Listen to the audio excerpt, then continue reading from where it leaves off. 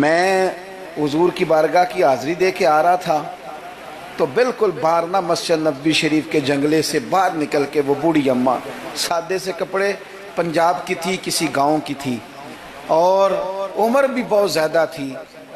اس کے سادے سے جملے وہ دور بیٹھ کے نا، چونکہ قریب تو خواتین کا آنا درست ہے بھی نہیں اور وہ آنے بھی نہیں دیتے، تو وہاں بیٹھی تھی۔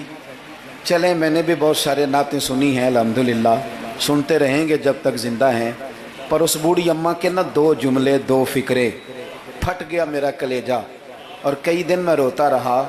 وہ اپنے لب و لہجے میں نا، اپنے انداز میں، سادے کپڑے اس کے اور سادہ اور پرانا دوپٹہ، اور زمین پہ اسی طرح بیٹھی تھی جس طرح غریب لوگ بیٹھ جاتے ہیں روٹی کھانے کے لیے، مزدور بیٹھ جاتے ہیں۔ پتہ کیا کہہ رہی تھی؟ نعت کیا پڑھ رہی تھی؟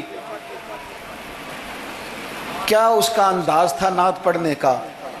وہ کبھی دیہاتوں میں سادی عورتیں جس طرح بات کرتی تھی، ہماری بوڑھی مائیں اس طرح وہ بات کر رہی تھی، اور اشارے کر کے نا مدینے کے در و دیوار کی طرف اپنا مزہ پورا کر رہی تھی۔ کہہ رہی تھی، ویکھو نہیں ویکھو،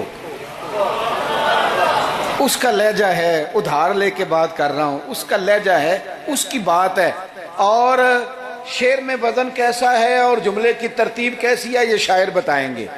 مجھے تو لطف آیا تھا تو میں بات آگے نقل کر رہا ہوں۔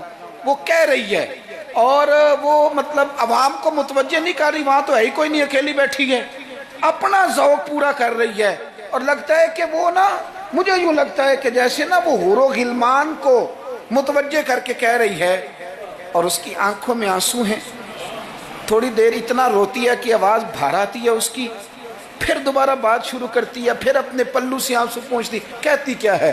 کہتی ہے، ویکھو نی ویکھو کڈے کرم کمائے سوں، میرے جے گندے مندے بھی در تے بلائے سوں۔ اب ویکھو نہیں ویکھو، ویکھو نہیں ویکھو کڈے کرم کمائے سوں، اب میرے جے گندے مندے بھی در تے بلائے سوں۔